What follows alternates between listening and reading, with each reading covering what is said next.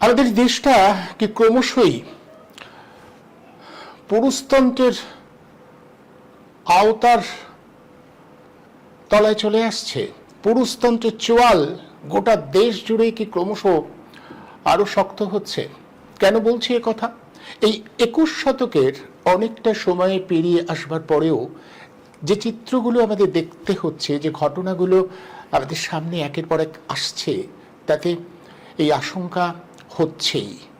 উত্তরপ্রদেশ, মধ্যপ্রদেশ, মণিপুর, একের পর এক জায়গায় পরিসংখ্যান তথ্য বলছে মেয়েদের উপরে নিপীড়ন, অত্যাচার বাড়ছে। আজকের এই সময় যখন মেয়েরা কর্মক্ষেত্রে বেরিয়ে এসে প্রমাণ করে দিচ্ছেন যে তারা পুরুষদের থেকে কোনো অংশে কম নয়, বরং দক্ষতায়, যোগ্যতায় তারা অনেক ক্ষেত্রেই পুরুষদের থেকে এগিয়ে আছে, তৎসত্ত্বেও নানাভাবে হেনস্থা করবার চেষ্টা করা হচ্ছে। আসলে বোধহয় পুরুষবাদ বা পুরুষতন্ত্র একটা চ্যালেঞ্জের মুখে পড়েছে। যেভাবে আমাদের দেশে রাজনীতি আবর্তিত হচ্ছে, যে রাজনীতি দক্ষিণপন্থী প্রতিক্রিয়াশীল রাজনীতি, সেই রাজনীতি আসলে পুরুষতন্ত্রের অন্যতম বাহক। বোধহয় তারা কোথাও আতঙ্কিত কিংবা আশঙ্কা বোধ করছে এবং সেই জায়গা থেকেই পাল্টা মার দেবার জন্য প্রস্তুত হচ্ছে মহিলাদের উপরে। সব ক্ষেত্রে এটা ঘটছে, গোটা দেশে যেমন এ রাজ্যেও। মাত্র দুদিন আগে রয়েছি আমরা, দুদিন কিনা আমরা জানি না, কারণ ঘটনাটা আরজি করে যখন ঘটেছিল 8 তারিখ আর 9 তারিখের মাঝামাঝি কোনো সময়, আমরা এখনো জানি না, সেটাও একটা রহস্য, কোন সময় আরজি করে এক কর্তব্যরত চিকিৎসককে খুন করা হয়েছিল এবং সেই ঘটনাটাকে চাপা দেওয়ার জন্য এখনো সমানে প্রয়াস চালানো হচ্ছে। গতকালই আমি অনুষ্ঠান করেছি, সেখানে বলেছি যে একটা অভিযান, প্রতিবাদের সভা, প্রতিবাদ মিছিল করবার কথা ভেবেছে যারা অভয়ার ন্যায় বিচার চান তারা। সেই প্রতিবাদ মিছিলটাকে বন্ধ করবার জন্য ইতিমধ্যেই মামলা দায়ের করা হয়েছে এবং চিকিৎসকদের একাংশকে ডেকে ডেকে হেনস্থা করবার প্রয়াস চলছে। তাই সব দিক থেকে মনে হয় যে প্রবল চাপে পড়েছে পুরুষতন্ত্র, পুরুষবাদ। তাই তাদের চোয়াল ক্রমশ শক্ত হচ্ছে, তারা মার ফিরিয়ে দিতে চাইছে, মেরে আবারও ভয় পাইয়ে দেওয়া, সন্ত্রস্ত করা, মেয়েদের ঘরে ঢোকানোর ব্যবস্থা করবার জন্য আবারও ব্যস্ত হচ্ছে পুরুষতন্ত্র। সমস্ত রাজনৈতিক দলই আসলে এই পুরুষতন্ত্রের ধারকবাহক, বিশেষ করে দক্ষিণপন্থী এবং যারা প্রতিক্রিয়াশীল মানসিকতায় বিশ্বাস করে। ফলে লড়াইটা সর্বস্তরে লড়তে হবে। ঠিক এই পরিপ্রেক্ষিতে আমরা আজ আলোচনা করব কেন কেন দেশ রাজ্য জুড়ে পুরুষতন্ত্রের চোয়াল এভাবে শক্ত হয়ে উঠছে। পুরুষতন্ত্র কি কিছুটা পড়তে পারছে সময়টাকে?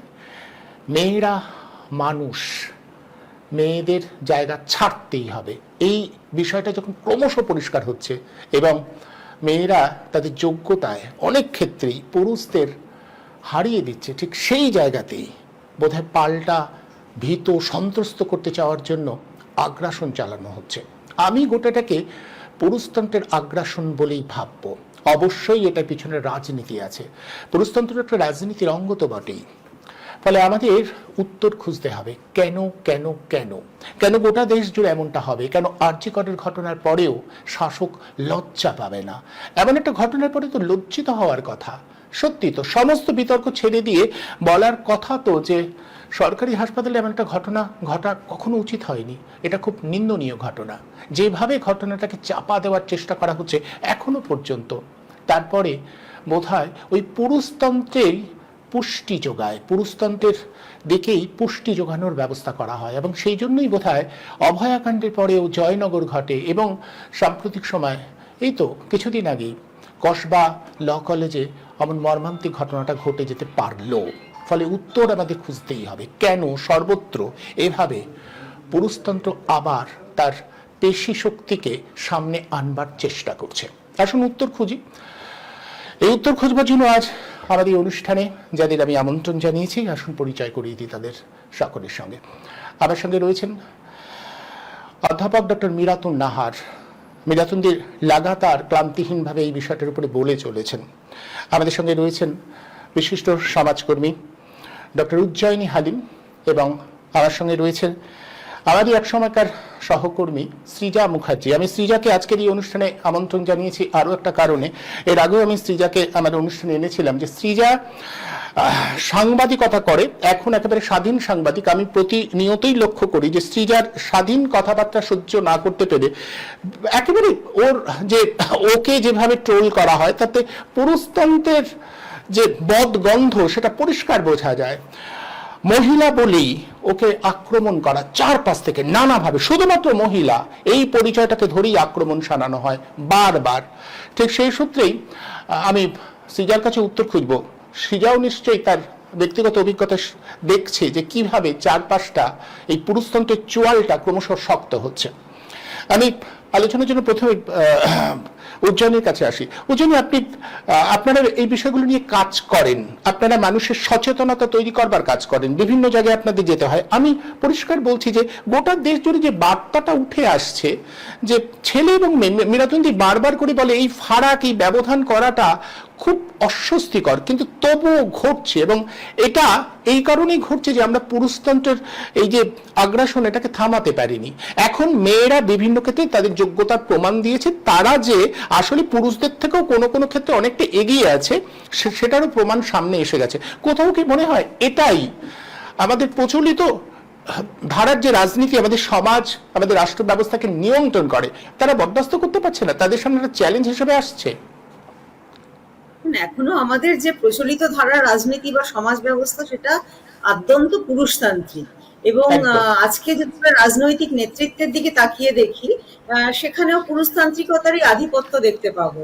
যদিও আমরা কোথাও কোনো মহিলা রাজনীতিবিদকে শীর্ষে দেখতে পাচ্ছি যে আমাদের প্রেসিডেন্ট এক মহিলা, আমাদের এই রাজ্যের যিনি শাসক দলের মুখ্যমন্ত্রী তিনি মহিলা, এবং আরো অনেক মহিলারা রয়েছেন।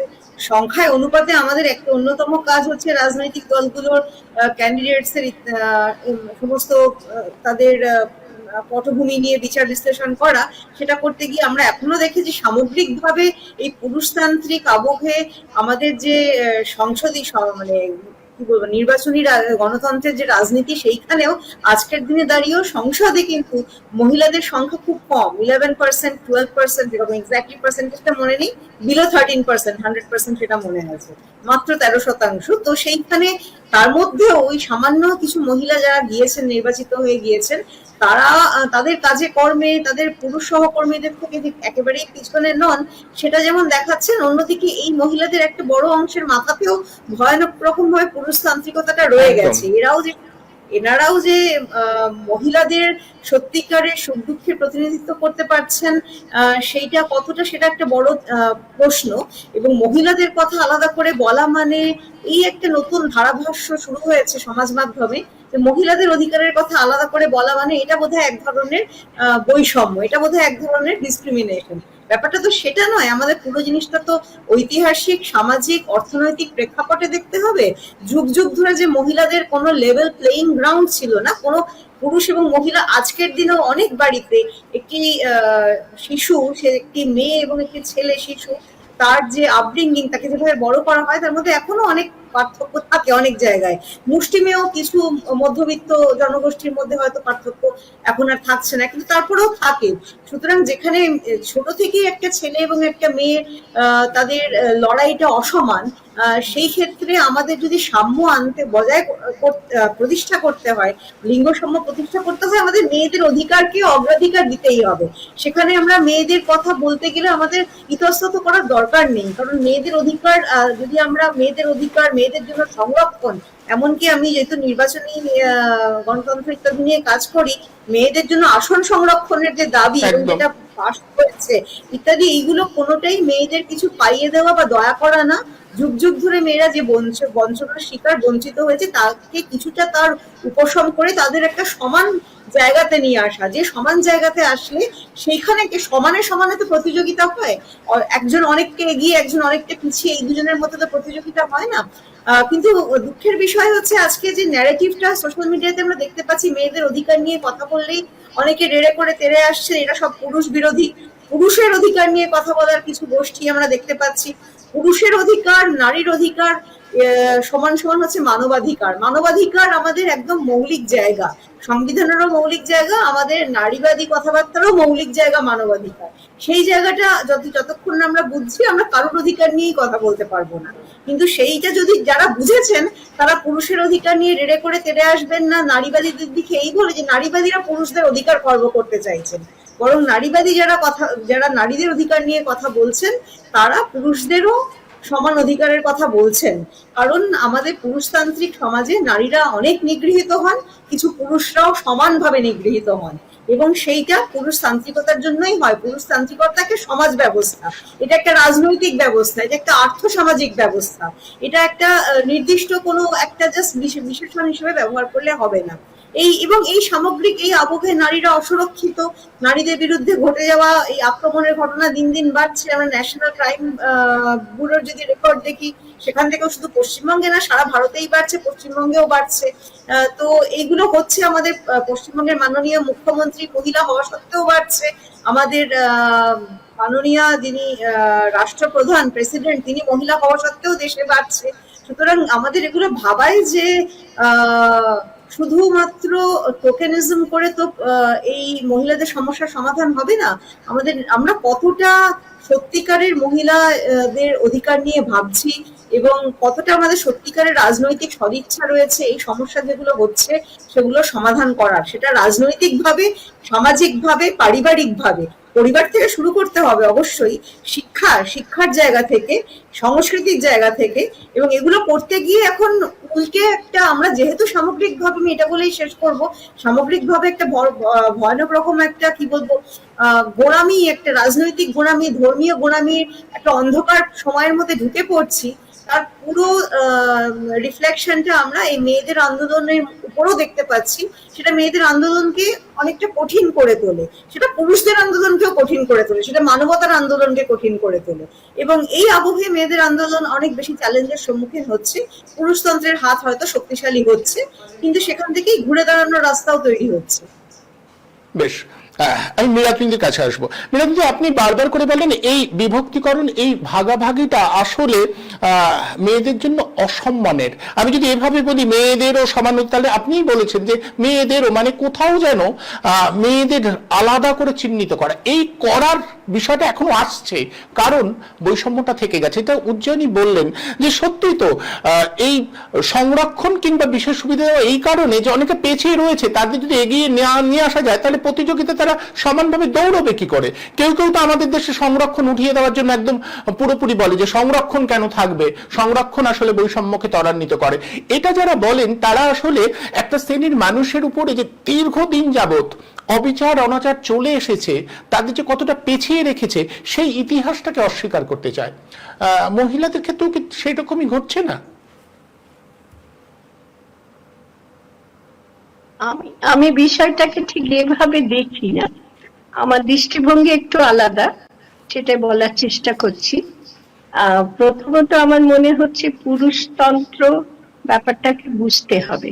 বোঝার কি আছে না, যারাই দেশের সমস্ত ক্ষমতা, দেশের ক্ষমতার যে আসনগুলো আছে, যারা নির্বাচনের মাধ্যমে গণতান্ত্রিক পদ্ধতির অপব্যবহার করে ক্ষমতা অধিকার করে, তারা কিন্তু ক্ষমতার ব্যাপারটাকে অত নিজেরা না বুঝলেও আমরা বোঝার চেষ্টা করব।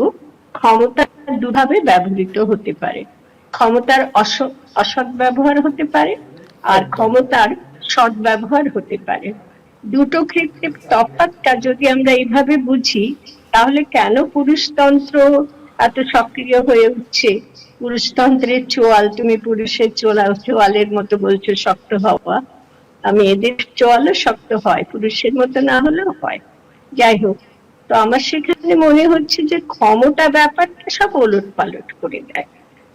আমি সেই প্রসঙ্গে একটা প্যারাডক্স বা হেয়ালির কথা বলছি, যেটা উজ্জয়িনী একটু উল্লেখ করেছে, কিন্তু আমার মতো করে বলেনি, কিন্তু বিষয়টা তো ছুঁয়ে গেছে। সেটা হলো কি না, প্যারাডক্স বা হেয়ালি হলো ক্ষমতা যার হাতেই যায়, যদি সে অসৎ ব্যবহার করার জন্য প্ররোচিত হয়, মানসিকতার দিক থেকে, পরিবেশের দিক থেকে, সব দিক থেকে, সেখানে কিন্তু পুরুষ এবং মেয়ে দুইয়ের মধ্যে কোনো তফাৎ থাকে না। এটা আমার মনে হয় খুব ভালো করে হৃদয়ঙ্গম করা দরকার।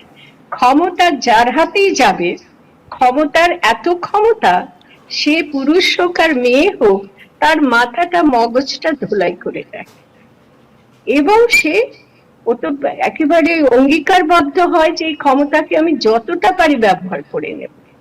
খানিকটা বলা যায় মদের নেশাতে মানুষ যেরকম নেশাগ্রস্ত হয়, ক্ষমতা হাতে পেলে পুরুষ নারী নির্বিশেষে নেশাগ্রস্ত হয়। ক্ষমতা ক্ষমতা ক্ষমতা ক্ষমতা, আরো ক্ষমতা, আরো ক্ষমতা, আরো ক্ষমতা, সর্বোচ্চ ক্ষমতা। পুরুষের, তুমি পুরুষের থেকে মেয়েকে এখানে তফাৎ করতে পারবে না। ক্ষমতা যদি কোনো একটি মেয়ে দখল করতে পারে কোনো ক্রমে, যেটা উজ্জয়িনী এতক্ষণ বোঝালো, সেটা খুব সত্য, বাস্তব, যে সমাজ ব্যবস্থায় মেয়েরা পিছিয়ে থেকেছে, রাখা হয়েছে, থেকেছে না, তাদের রাখা হয়েছে, ক্ষমতা তাদের হাতে দেওয়া হয়নি, যার জন্য ইংরেজি একটা শব্দ ব্যবহার করা হয়, এম্পাওয়ারমেন্ট অফ উইমেন। আমার খুব হাসি পায় শুনলে। এম্পাওয়ারমেন্ট অফ উইমেন হলে কি সত্যি খুব লাভ হবে? আমার কিন্তু মনে হয় এই পাওয়ারটা পুরুষকে যেরকম ভাবে মানুষ হতে বাধা দেয়, আর মেয়েদেরকেও সেভাবে মানুষ হতে বাধা দেয় পাওয়ার বা ক্ষমতা। এইখানে একটা জটিলতা বা জট পাকিয়ে রয়েছে। পুরুষ এবং মেয়ে কি সত্যি আলাদা হয়ে যায় ক্ষমতা পেলে? ক্ষমতার এতখানি ক্ষমতা আছে। অন্যদিকে ক্ষমতার আরেকটা দিকের কথাও আমাদের বলা দরকার।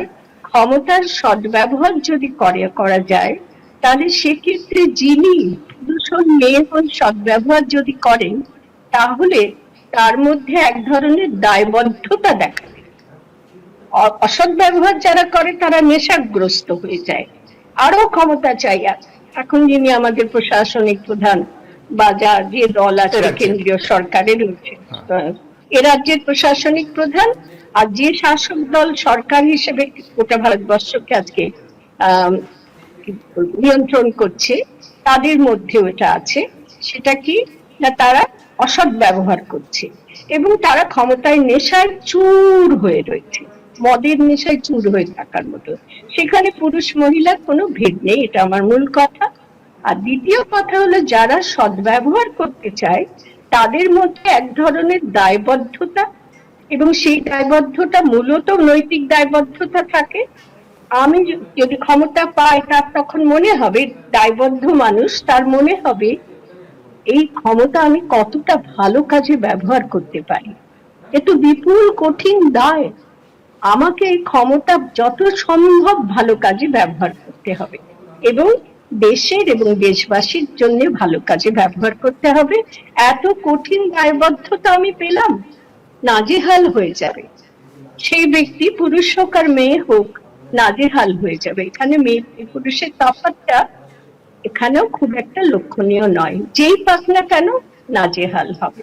তো এক ক্ষেত্রে নেশার মতন কাজ করে ক্ষমতা ব্যবহার করতে গিয়ে মানুষ নেশায় চুরচুর হয়ে যায়, আর এক ক্ষেত্রে কঠিন দায়বদ্ধতা পালন করতে গিয়ে হিমশিম খায়।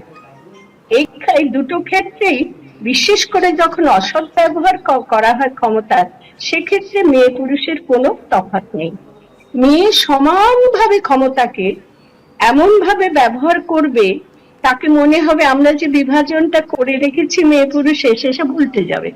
মনে হবে ওরে বাবা, একটা মেয়েও এতখানি অপশক্তির অধিকারী হতে পারে, অপশক্তিকে বা অপক্ষমতাকে এরকম ভাবে ব্যবহার করতে পারে। বিস্ময়ের বিষয়।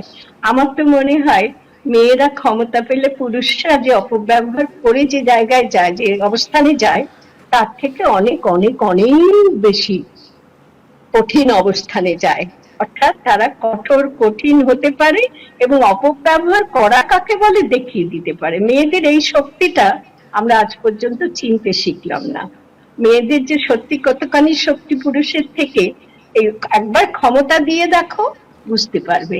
যেটা আমাদের আমাদের এই রাজ্যে আমরা বুঝতে পারছি। এটা আমার একটা কথা, হেঁয়ালির কথা, অর্থাৎ পুরুষ নারীর ভেদ যে যতই আমরা বজায় রাখি, এতকাল ধরে রাখছি, একটা জায়গায় গিয়ে ক্ষমতা পেলে পুরো মেয়েরা দেখিয়ে দেবে যে ক্ষমতা পেলে তারা কতখানি কঠোর কঠিন হতে পারে, কতখানি অনিষ্টকর ক্ষতিকারক হতে পারে গোটা মানব জাতির জন্য, দেশের জন্য, রাজ্যবাসীর জন্য। এটা কিন্তু অত্যন্ত হেঁয়ালির জায়গা বলে আমার মনে হয়। আর একটা কথা, ছোট কথা বলে শেষ করব, ঐক্যবদ্ধতাটা হচ্ছে যে কোনো দেশের শক্তি। যত বিভাজন থাকুক, অসংখ্য বিভাজন আছে মানুষের জীবনে, অসংখ্য, কেউ বেটে, কেউ মোটা, কেউ রোগা, কেউ কালো, কেউ ফর্সা, কেউ চশমা পরে, কেউ চশমা পরে না, কারো টাক মাথা, কারো বেশি চুল মাথা, কত দিক থেকে বিভাজন করা যায় বলো? আমরা ভাষার দিক থেকে করি, ধর্মের দিক থেকে করি, এসব বিভাজন করি, লিঙ্গের দিক থেকে করি। এখন বর্তমানে যেটা হচ্ছে, যেটা সারা যুগ যুগ ধরে হয়ে আসছে, আমি মনে করি ঐক্য শক্তি বা ঐক্যবদ্ধতাটা মানুষের বিরাট শক্তি। সেটা যদি আমরা সমস্ত বিভাজনের ঊর্ধ্বে উঠে অর্জন করতে পারতাম, তাহলে আজকে যে ধ্বংসাত্মক রূপ আমরা দেখতে পাচ্ছি রাজ্যের এবং গোটা ভারতবর্ষে, ধর্মনিরপেক্ষ দেশ থেকে হিন্দু ভারতে রূপান্তরিত হতে যাচ্ছে, এই রূপ আমাদের দেখতে হতো না। এরা কোন অস্ত্র? তিনটে প্রধান অস্ত্রের কথা বলে আমি শেষ করব। ঐক্যবদ্ধতাটাকে নষ্ট না করলে ক্ষমতার আসন জোর করে ধরে রাখা যাবে না, তাই ঐক্যবদ্ধতা নষ্ট করাটাই আসল লক্ষ্য। তার মাধ্যমে প্রধান লক্ষ্যে পৌঁছানো, সেটা হলো ক্ষমতা ধরে রাখা।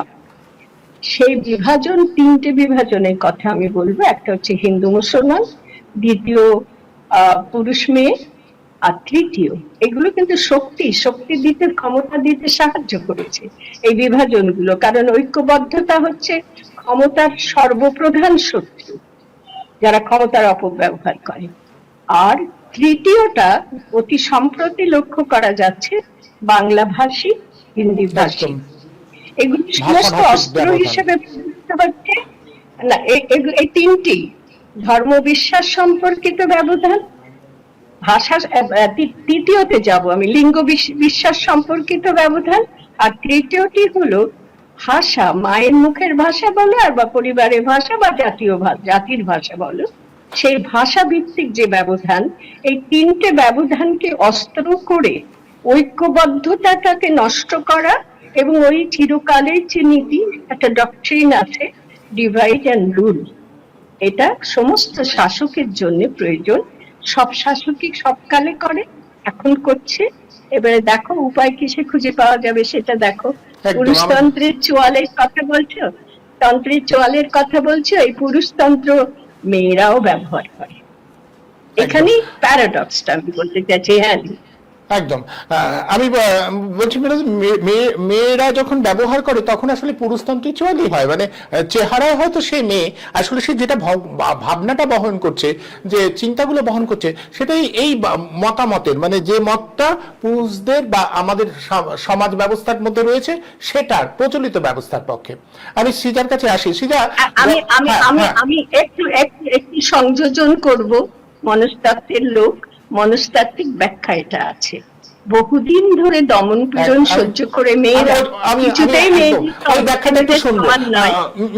পরে ওই ব্যাখ্যাটাই, যে কোথাও থেকে কি এটা, যে এই যে আপনি বলছেন না, ক্ষমতার অলিন্দে যখন কোনো মহিলা প্রতিষ্ঠিত হন, তিনি পুরুষত্ব করে, হয়তো এই মনস্তত্ত্বের ব্যাখ্যাটাই আসবে যে দীর্ঘদিন সে নিপীড়িত হয়েছে বা তার উপরে নির্যাতন, তখন সে আরো বেশি করে সেই নির্যাতনটা ফিরিয়ে দিতে চায় কিনা, এই ব্যাখ্যাটা আপনার কাছে একটু বিস্তারিত আসবো পরে। আমি একটু সৃজার কাছে, হ্যাঁ বেশ, আমি একটু সৃজার কাছে শুনি। সৃজার, গত বছর আমরা দেখেছিলাম এই সময়টাতে, মানে অভয়াকাণ্ড ঘটবার পরে ব্যাপকভাবে মানুষ নেমেছিল এবং তারা প্রতিবাদে নেমেছিল। কোথাও যেন মনে হয়েছিল যে এবার অন্তত প্রতিবাদ হচ্ছে মেয়েদের উপরে, এই যে মেয়েদের সম্মান রক্ষা করা, এটা নিয়ে সাবধানী হবে সর্বস্তরের মানুষ। সেটা কি হয়েছে? তুমি তো বিভিন্ন জায়গাতে বেরোচ্ছ এবং তোমার পোস্টগুলো দেখে আমার মনে হয় না যে এটা কি করে করছে। এত মানুষ নামলো, দিনের পর দিন রাত দখল হলো, রাস্তা আমাদের তো মনে হয়েছিল যে একটা অন্যরকম কিছু চিত্র আমরা দেখছি, যে চেনা কলকাতাকে আমরা পাচ্ছিলাম না। মনে হচ্ছিল এই তো সত্যিকারের প্রতিবাদ করতে জানে কলকাতা। তারপরেও জয়নগরের ঘটনা ঘটলো, ল কলেজের ঘটনা ঘটলো, এবং হুমকি সংস্কৃতি গতকালেও শুনছিলাম যে হুমকি দেওয়াটা চলছেই। এটা মানে তোমার বাস্তব অভিজ্ঞতা, বা তুমি তো প্রত্যেক তো কাজের মধ্যে রয়েছো, তুমি কিভাবে দেখছো? হ্যাঁ অনুপম দা, প্রথমেই বলবো যে এটা যেহেতু পুরুষতন্ত্র নিয়ে প্রোগ্রাম, মানে অনুষ্ঠানটা যেহেতু মূলত পুরুষতন্ত্র, তো তুমি আরজি করের ঘটনাটা বলছো, ঠিক কথা। এত বড় প্রতিবাদ আমরা অন্তত মানে কখনো দেখতে পাবো এটাই কল্পনা করতে পারিনি, সেটাতে অবশ্যই আসবো। তার আগে একটুখানি পুরুষতন্ত্র নিয়ে আমি দুটো কথা বলবো। এক, আমি যেহেতু মানে বামপন্থী সাংবাদিক, এটা সবাই মোটামুটি জানে, তো সেক্ষেত্রে এই যে পুরুষতন্ত্র সেটার ভিত কতটার, শিকড় কতটা ভিতরে, তার সব থেকে বড় প্রমাণ সেই যে লোকজন সবসময় বলে, যারাই বামপন্থী কেউ দেখে, দক্ষিণপন্থী লোকজন বলতে শুরু করে যে আর্যভট্ট শূন্য আবিষ্কার করেছিল আর সিপিএম এখন শূন্য। কিন্তু বিষয়টা হচ্ছে যে আমাদের ভারতবর্ষে আর্যভট্ট শূন্য আবিষ্কার করেনি। আমাদের ভারতবর্ষে বীজগণিতের শূন্য আবিষ্কার করেছিলেন ইরাবতী। এই নামটা কজন জানে আমরা জানি না, কিন্তু আর্যভট্টর নাম সবাই জানে, ইরাবতীর নাম কেউ জানে না, কারণ যেহেতু ইরাবতী একজন মহিলা। এই হচ্ছে পুরুষতন্ত্রের শক্ত চোয়াল। আর দ্বিতীয়ত বলবো, মীরাতুঞ্জি যে বারবার করে মানে ওনার কথার শুরুতেই বলছিলেন ক্ষমতা ক্ষমতা ক্ষমতা, আমি প্রতিবারই শুনছিলাম মমতা মমতা মমতা। আসলে এই যে পুরুষতন্ত্র, এইটা আসলে কোনো লিঙ্গের বিষয় নয়। পুরুষতন্ত্র হচ্ছে একটা ভাবনা, যে ভাবনাটার নিচে আমরা নারী পুরুষ সকলে একই রকম আচরণ করি যখন আমরা ওই ক্ষমতাটা হাতে পাই। এটা একদম সঠিক, আমি এটার সঙ্গে 100% সহমত। এবার আসছি আরজি করের বিষয়টা নিয়ে। তুমি আরজি কর নিয়ে শুরু করছো ঠিকই, কারণ আরজি করের মতন এত বড় আন্দোলন এই রাজ্যে এবং গোটা পৃথিবী জুড়ে হতে পারে এটা আমাদের কখনো ধারণা ছিল না। গত বছর জাস্ট আর একদিন বাকি, গত বছর এই 8ই অগস্ট রাত থেকে সকালবেলা বুদ্ধবাবু আমাদের ছেড়ে চলে গেলেন, আর রাত থেকে আমরা দেখলাম যে সত্যি সত্যি গোটা পৃথিবী হঠাৎ করে নড়ে চড়ে বসলো এরকম একটা ঘটনা নিয়ে। কিন্তু আমরা যদি দেখি আরজি করের বিষ চারাটা পোঁতা হয়েছিল 2011 বা 12 সালে পার্ক স্ট্রিট থেকে, যেদিন প্রথম ওই জেনেটের ঘটনা ঘটেছিল, একটা ধর্ষণের ঘটনা ঘটেছিল, এবং সেটার পরে মুখ্যমন্ত্রী পরিষ্কারভাবে স্টেটমেন্ট দিয়েছিলেন যে আসলে ওটা ক্লায়েন্টের সঙ্গে বচসা। যেহেতু ওই উনি জেনেট যে মহিলা, উনি চলে গেছেন এখন আমাদের ছেড়ে, উনি যেহেতু বার ডান্সার ছিলেন, কিন্তু উনি এটা বুঝতে পারছেন না যে বার ডান্সার আসলে একটা পেশা, এবং তার থেকেও বড় কথা হচ্ছে নৃত্য একটা শিল্প শৈলী। এটা ভারতবর্ষের আদি শিল্প এবং শৈলী। সেটা বিনিময় করে কেউ যদি পয়সা ইনকাম করেন তাহলে সেটা কোনো অন্যায় নয়, সেটা কোনো অপরাধ নয়। আর তার থেকেও গুরুত্বপূর্ণ হচ্ছে যে তাকে ইচ্ছার বিরুদ্ধে ধর্ষণ করা যায় না, এমনকি কোনো যৌন কর্মীকেও তার ইচ্ছার বিরুদ্ধে ধর্ষণ করা যায় না। এটা মমতা ব্যানার্জি সেদিন ভুলিয়ে দিতে চেষ্টা করেছিলেন। তো সেই 2011-12 সাল থেকে শুরু করে 2024 এবং তারপরে যে ঘটনা তুমি কন্টিনিউ করলে, সেটা জয়নগর হোক, সাম্প্রতিক কালের এই কসবা হোক, বা একের পর এক ঘটনা হোক না কেন, এবং এই ঘটনাগুলো তার থেকেও গুরুত্বপূর্ণ যে এই কয়েকটা ঘটনা আমরা জানি, আমাদেরকে ধরে নিতে হবে আমরা জানি না এরকম ঘটনা, জানি ঘটনার থেকে আরো অজস্র কয়েকশো গুণ বেশি। তো এই ঘটনাগুলো ঘটে চলেছে, এই ঘটনাগুলো ঘটে চলবে, কারণ পুরুষতান্ত্রিকতা কোনো লিঙ্গের বিষয় নয়। পুরুষতান্ত্রিকতা একটা ভাবনা, এবং কার্যক্ষেত্রে আমরা দেখেছি মহিলারা পুরুষদের থেকে অনেক বেশি পুরুষতান্ত্রিক হয়ে যান যখন তার হাতে পাওয়ার থাকে, যখন তার হাতে ক্ষমতা থাকে। এটাই চিরাচরিত বিষয়, এটাই ঘটে আসছে, এর আগেও একাধিক মানুষজন তাই করে এসছেন, এবং মমতা ব্যানার্জি তার কোনো ব্যতিক্রম নন। এবং বিশেষ করে উনি যেহেতু মানে একেবারেই আরএসএস এর নিজের লোক, একেবারে আরএসএস এর সদর দপ্তরের লোক, তো উনি ওনার পুরুষতান্ত্রিকতা দেখাচ্ছেন এই রাজ্যের মানুষকে, এবং সেই কারণে তো 1 বছর পরেও বিচার পায় না, এবং তার পরের যে ঘটনাগুলো একের পর এক ঘটেছে সেগুলোও বিচার পায়নি, এবং আগামীতে আমরা কবে বিচার পাবো আমরা জানি না। এবং এই যে নড়ে চড়ে বসার বিষয়টা বললে, হ্যাঁ মানুষ নড়ে চড়ে বসেছিলেন, এই বিষয়টা দেখে আমরা একটু আশ্বস্ত হয়েছি যে এত বড় পুরুষতান্ত্রিকতার চোখ রাঙানির পরেও মানুষের মনুষ্যত্ব, মানুষের বিবেক অন্তত কিছু মাত্রায় জাগ্রত রয়েছে। দেখা যাক এবার আগামীতে হয়তো এই বিষয়গুলো কিছুটা হলেও সলভ হতে পারে, কারণ আমরা জানি এই যে পুরুষতান্ত্রিকতা, এই যে ভাবনা, সেটা আসলে রাজনীতির অঙ্গ। রাজনীতি ছাড়া পৃথিবীতে কোনো কিছু হয় না। তো সেক্ষেত্রে রাজনীতির মোকাবিলা রাজনীতি দিয়েই করতে হবে। তো রাজনীতি দিয়ে যদি আমরা আগামী দিনে আমাদের এ রাজ্যের মানুষ যারা রয়েছেন তারা যদি এতটুকু আরো বেশি ম্যাচিওর হন, তারা যদি বোঝেন যে সেই প্রতিবাদটা শুধু রাস্তায় নেমে করলে হবে না, আমাকে আমার নিজের গণতান্ত্রিক অধিকারের মধ্যে দিয়ে রাজনীতির প্রয়োগ ঘটিয়ে এটার প্রতিবাদ করতে হবে, তাহলে হয়তো এটার মানে যে পরিবর্তন আমরা চাই বা যে সমাজ ব্যবস্থা আমরা চাই বা যে অন্যায়ের প্রতিবাদ আমরা চাই সেটা হওয়া হয়তো সম্ভব।